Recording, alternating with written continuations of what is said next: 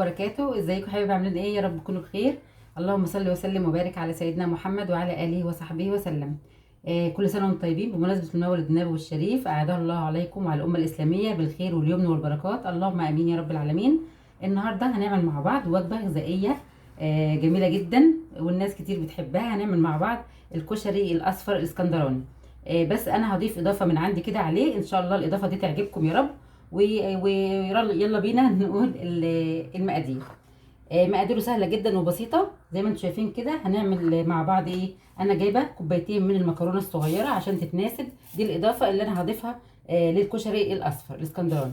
مكرونه صغيره جدا، اصغر نوع مكرونه زي ما انتم شايفين كده، علشان تتناسب مع الرز والعدس. معايا كوبايتين من المكرونه الحجم ده، كوبايه زي دي كده. جايبه كوبايتين مكرونه، والمقادير طبعا عايزه تزودي عايزه تقللي براحتك خالص. معانا كمان نفس الكوبايه رز مغسول مصري، كوبايه رز برده نفس المقدار اللي انا قلت لكم عليه، المعيار ده مغسول طبعا ومتصفي كويس. معانا كمان كوبايه الا ربع عدس اصفر اهو مغسول برده. معانا كمان بيض، طبعا هنعمل مع العدس الاصفر ده بيض مدحرج. طبعا العدس الاصفر لازم معاه بيض مدحرج. هنعمله مع بعض. طبعا البيض ده مسلوق. يا جماعه البيض لما تيجي تسلقوا البيض اقل من 10 دقايق بالظبط، وتحط عليه حبه ملح صغيرين، ممكن حبه خل كمان صغيرين عشان لو البيض طازه تعرفي تقشريه. كده خلاص سلقنا البيض جاهز. معانا كمان شويه بصل بقى. شايفين البصل يعني ناشف خالص وجميل ازاي. ناشف بقى ازاي؟ انا مرضتش طبعا احمر قدامكم البصل ده علشان هياخد مني وقت. عملت ازاي بقى البصل ده يا ساميه؟ عملناه ازاي؟ عملته في شويه قطعته جوانح زي ما انتم شايفين كده، وحطيت عليه شويه دقيق وقعدت لخبطته في بعضه، وبعدين شويه بقى زيت غزير يعني زيت كتير شويه، وتبداي تحطي شويه بشويه وتحمريهم لحد ما يبقى معاكي مقرمش زي كده. هحتاج البصل ده وهتشوف انا هعمل بيه ايه دلوقتي. معانا كمان مكعبات زبده. طبعا انا مش هحط الزبده دي كلها، انا جايبه بس مكعبات كده هاخد منها اللي انا عايزاه. تمام كده لحد دلوقتي. معانا التوابل اللي احنا هنحطها ايه على على الكشري ده. هنحط معلقه ملح صغيره، معلقه فلفل اسود صغيره، شطه للي حابب شطه، اللي مش عايز شطه يستبعد الشطه. معانا كمان معلقه كمون كبيره. تمام كده. دي كل المقادير بتاعتنا بتاعت الوصفه بتاعت النهارده. يلا بينا بقى على البوتاجاز عشان نعمل الكشري مع بعض. اول حاجه بقى هنعملها، جبنا بقى نقلنا كل المكونات معانا على البوتاجاز، وقدت حطيت حله على النار وقدت عليها. هنحط بقى 4 مكعبات زبده كده، ولا حوالي 4 معالق زبده. بسم الله الرحمن الرحيم. اللهم صل على سيدنا محمد عليه افضل الصلاه والسلام. وهنحط كمان معاها شويه زيت، يعني حوالي 4 معالق زبده عشان بس يبقى بيلمع كده وحلو. تمام كده. وكمان هنحط شويه زيت صغيرين عشان الزبده بتاعتنا ما تتحرقش، عشان نحمر المكرونه. تمام كده. هنضيف بقى المكرونه، كوبايتين المكرونه، ونبدا نحمر فيها كويس. احنا برضو مش عايزين المكرونه تبقى ايه محروقه، لا احنا عايزين المكرونه طالعه فاتحه كده لون ذهبي حلو، علشان تبقى شكلها ظريف، ما تبقاش حبه متحمره وحبه مش متحمره. تمام كده.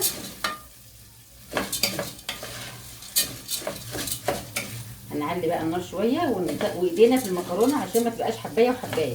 لازم المكرونه تبقى حبايه، الحبايه بتاعتها لون واحد. على قد ما تقدري اعملي كده يعني. تمام كده تمام. معانا البصل هناك اهو، والرز برده، الحاجات اللي احنا هنحطها الاول جايبها لكم.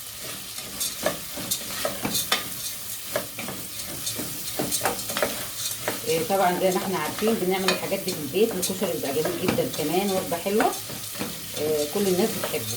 وكمان في صديقه عزيزه عليا من الجزائر اسمها بسمه امل رنين، قالت لي انا عايزه اكل كشري، فانا بعمل لها الكشري ده الاصفر عشان تجربه كمان. وانا عامله يا رنين كشري المصري بتاعنا على القناه عندي لو عايزه تعرفوا الطريقه كمان. ومستنياكي طبعا تيجي تزوري مصر وتاكلي الكشري عندنا. عامل لك احلى كشري بقى، ومش كشري بس كمان. ان شاء الله تيجوا تنورونا والله كل اصدقائنا يعني. اهو كده نفضل نحمر فيه بقى لحد نقلب فيه لحد ما تحمر.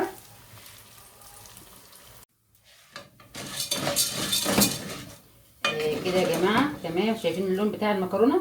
انا عايزاها اللون الذهبي الجميل ده. خلاص كده تمام قوي. هنعمل ايه بقى؟ هننزل بالرز، كوبايه الرز اللي احنا غسلينها اهي، ونقلب كويس. كله يتشوح مع بعضه طبعا. الريحه بقى مش عايزه اقول لكم بصراحه يعني، الريحه خطيره خطيره من قبل ما انا احط توابل ولا بصل ولا اي حاجه من دي. كمان البصل بتاعنا شوح بس الرز الاول.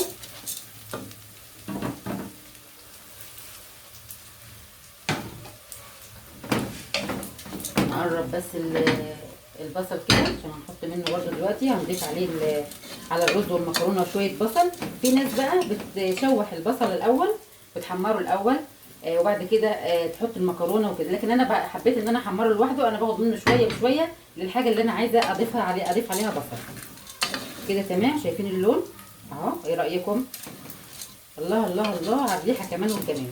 هعمل ايه بقى؟ هحط بقى شويه بصل، نص كميه البصل دي كده، عشان انا عايزه شويه البصل التانيين دول هنعمل بهم حاجه برده.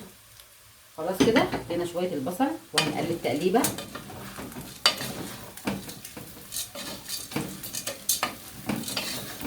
الله على الجمال، الله الله. وكمان التوابل بتاعتنا اهي، زي ما قلت لكم، معلقه ملح صغيره، معلقه كمون كبيره، معلقه فلفل اسود صغيره، وشطه كمان عشان تزود الموضوع حلاوه كمان.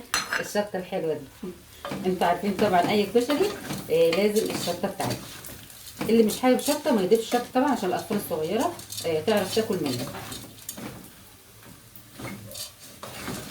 كده. تمام تمام لحد كده مظبوط.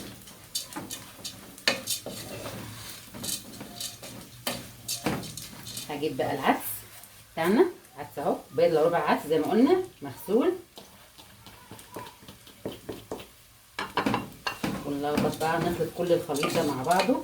كشري واحد في حله واحده، ولا هتعملي حلل ولا مواعين ولا اي حاجه خالص. ده الكشري الاسكندراني يا رنيم بسمة امل. كده تمام. هنزود بقى، يا اما لو عندك بقى شوربه زودي شوربه، لو ما عندكيش شوربه يبقى ميه سخنه تكون بتغلي طبعا، ونزودها للكشري ده. بسم الله الرحمن الرحيم. تمام اهو ما شاء الله. ما بنكترش الميه او الشوربه علشان بس ما يعجنش منك، احنا عايزينه يطلع مفرفر كده وحلو بس كده. وبعد كده لو احنا لقيناه محتاج ان هو يتزود هنزوده. وهنضيف بقى مكعب مرق الدجاج، اللي عاوز يضيف مكعب مرق الدجاج يضيف، اللي مش عايز يعني عادي ممكن تستبعديها براحتك، بس بتديها بصراحه طعم جميل جدا جدا جدا. يا اما تعملي لو عندك شوربه تعملي بشوربه.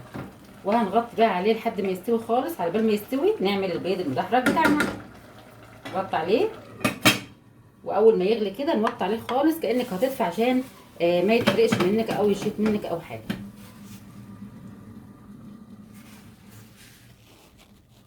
كده هنعمل بقى البيض المدحرج. هنعمل ايه؟ طاسه، معانا طاسه على النار، وهنضيف لها شويه زيت صغيرين، وكمان مكعبين زبده، علشان بقى الزبده بتبقى جميله جدا برده، وبتدي طعم خطير للبيض برده المدحرج ده. البيض بقى ده لو انت رحتي كلتيه في اي مطعم بصراحه بيبالغوا جدا ويبيعوا البيض المدحرج ده غالي، معرفش على ايه، لان مع انه بيض يعني وسهل جدا ان انت تعمليه في البيت، ما بياخدش اي حاجه. ممكن تلاقيهم يبيعوا لك البيضه مثلا ايه ب 15 20 جنيه اللي هي الجاهزه دي، على ايه مش عارفه بصراحه يعني. اول ما نضرب بس حوالينا كده، عشان بقى انت قاعده طبعا القعده في المطعم بتفرق معاهم يعني. ونبدا بقى نحط البيض. بسم الله. البيض طبعا على حسب العدد بتاع الافراد عندكم، عايزه تزودي البيض تقللي براحتك خالص.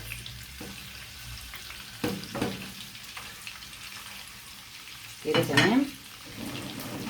طبعا عشان هو مدحرج بقى بنعمله الطريقه دي، تفضلي تعملي فيه كده عشان يتقلب معاكي اهو، بس بالراحه برده خلي بالك وانت بتعملي كده.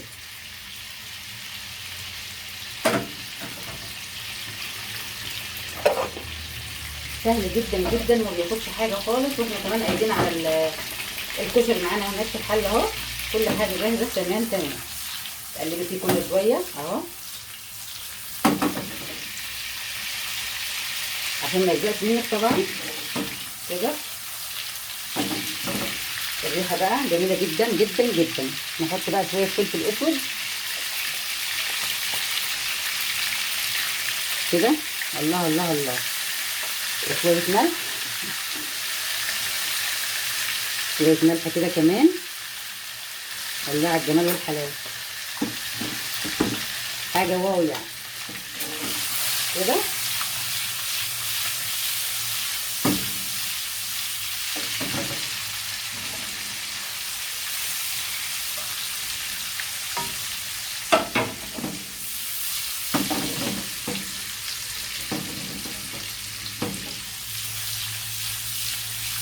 شايفين الجمال يا جماعه، والريحه فظيعه فظيعه.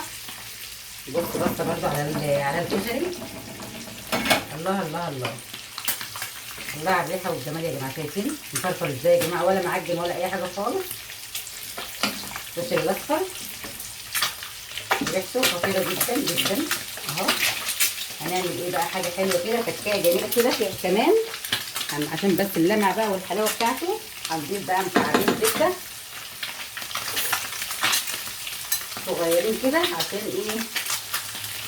يزداد بقى حلاوه وجمال اكتر كمان. كده تمام. قولوا تمام. قلبوا كده مع بعضه اهو.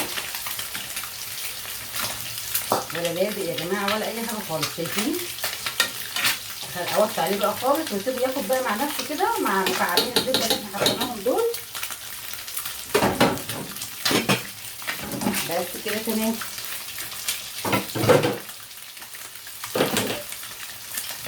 نقلب البيض. شايفين؟ احمر شويه بس مش مشكله، احمر شويه حلو برده كده.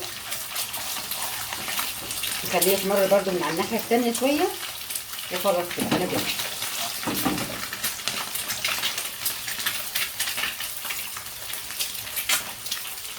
تمام حلو قوي.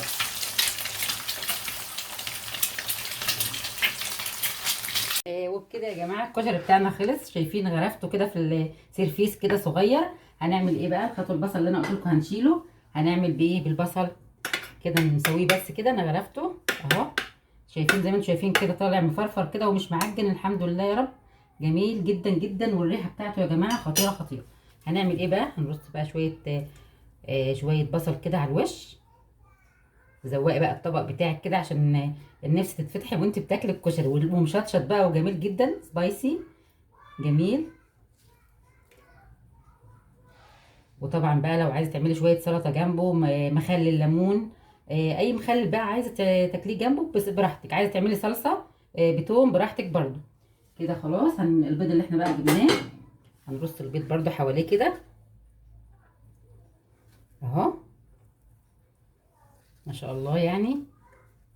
وتفضلوا يا جماعه، دي الوجبه بتاعت الغدا بتاعت النهارده، تغيير برضو عن اللحوم والفراخ والاسماك وكده. وجبه جميله جدا الكشري كده.